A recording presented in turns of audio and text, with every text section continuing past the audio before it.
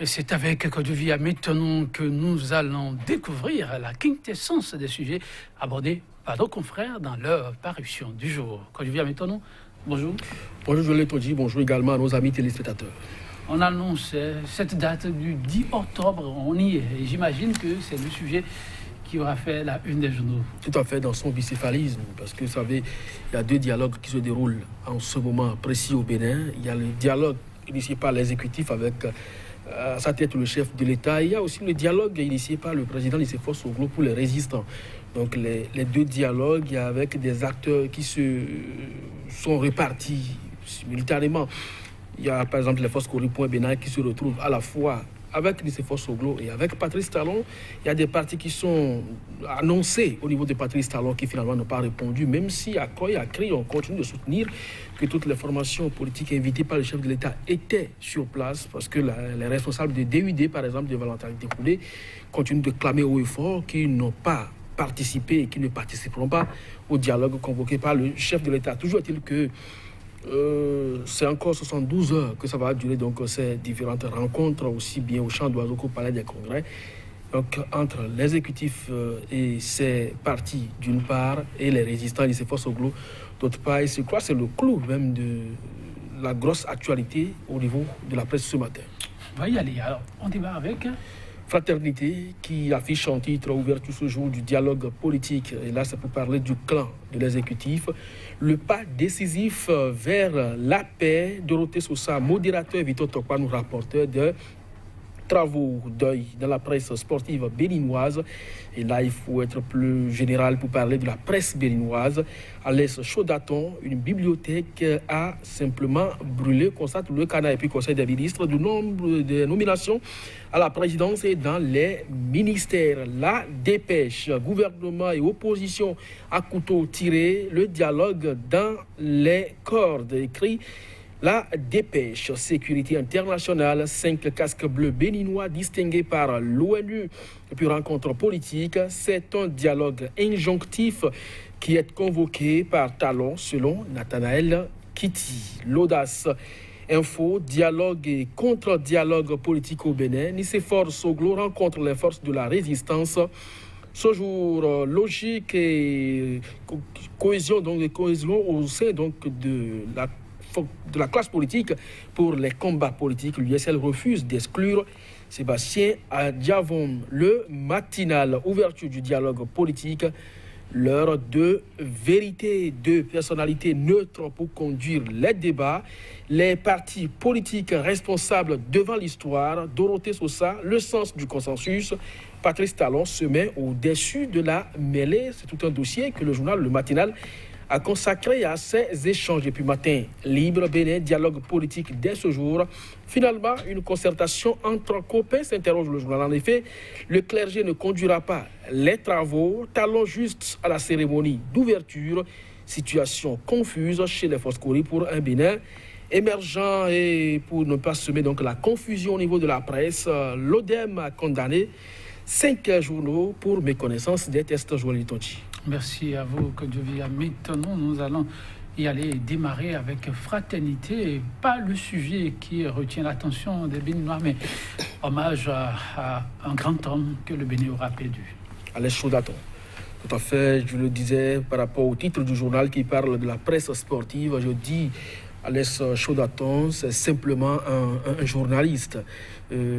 Pour nous qui avions pris au vol son parcours, parce que c'est un pépé qui est parti, donc pour nous qui avons pris donc au vol son parcours, eh bien il reste emblématique pour ce qui concerne les comptes rendus des rencontres sportives et surtout l'animation d'une émission sportive sur la télévision nationale Gigasport. Donc de ce point de vue, ça doit rappeler à ceux-là qui suivaient donc le RTB en son temps tout ce que Alès Chaudaton constitue comme un monument.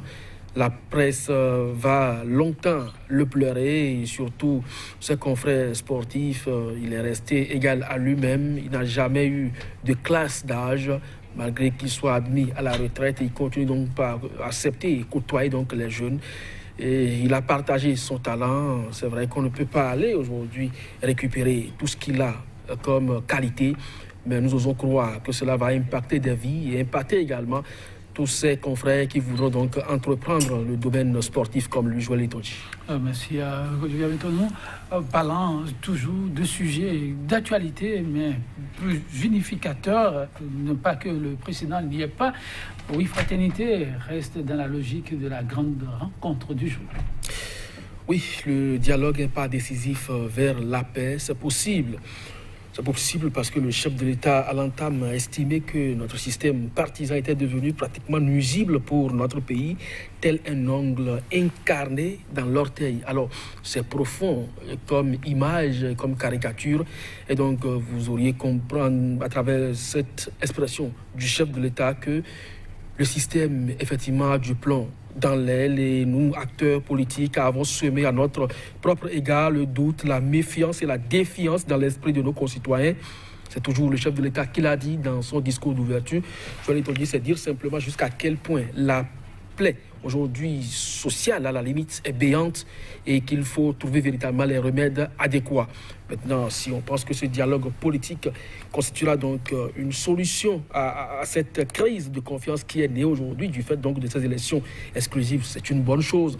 Mais un dialogue qui ne prend pas en compte toute la couche politique, parce que dans le même temps, figurez-vous qu'au Champ d'Oiseau, à côté donc non loin donc du Palais des Congrès, se déroule également ce même dialogue, mais organisé par les opposants. Quand c'est comme ça, est-ce que véritablement c'est un pas vers la paix? Est-ce que c'est vraiment une démarche vers la vérité pour la classe politique? De toutes les façons, on espère bien d'un camp comme dans l'autre que des conclusions quand même qui puissent unir la nation soient trouvées.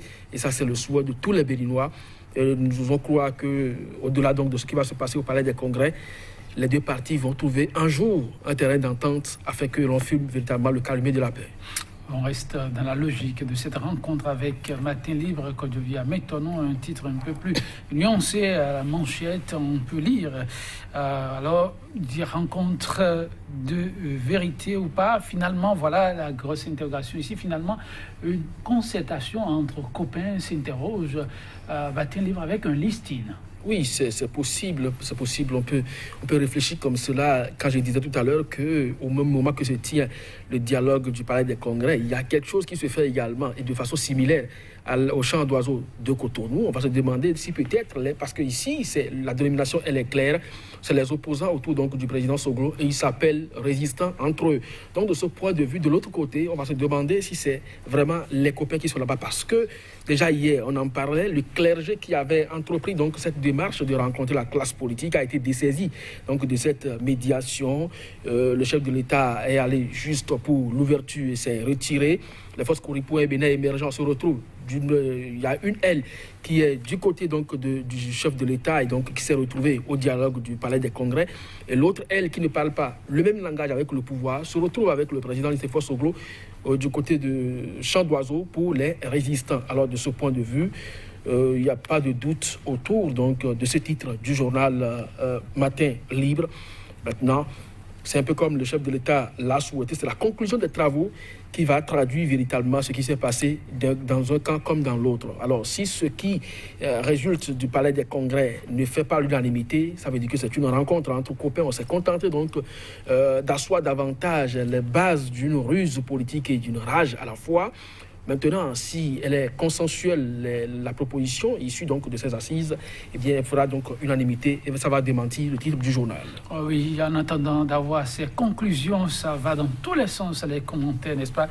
Oui, ça évolue. La dépêche revient sur un autre titre, relayant les propos de l'universitaire Nathanaël Kitty. C'est un dialogue, peut-on lire à la une de la dépêche, injonctif, qui est convoqué par Patrice Talon.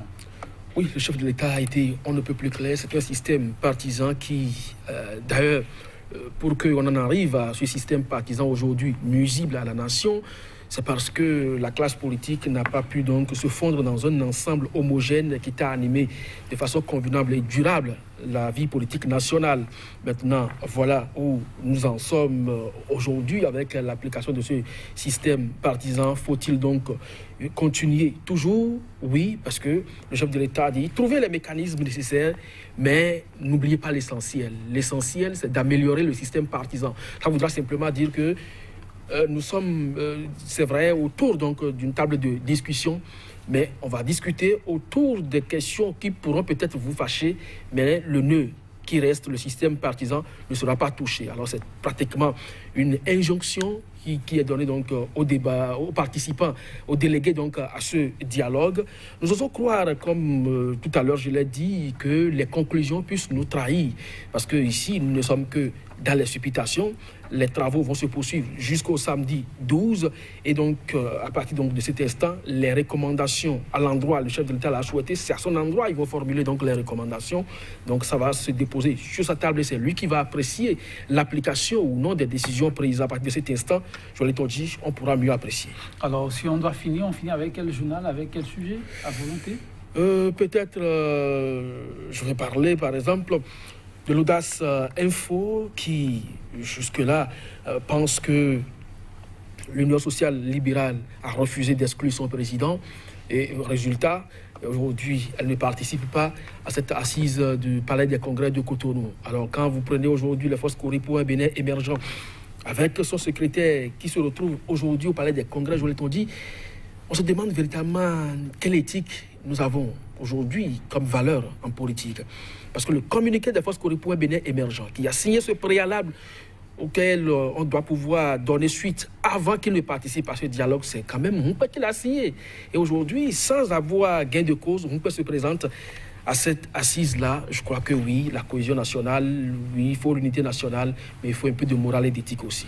Merci à vous, Kandjuvia Métono, mesdames, messieurs. Merci pour la morale et l'éthique. En tout cas, ne vous en faites pas, on ne vous servira que ce qui, effectivement, a été écrit par nos confrères. À très bientôt pour découvrir d'autres sujets, toujours avec la même détermination. Au revoir.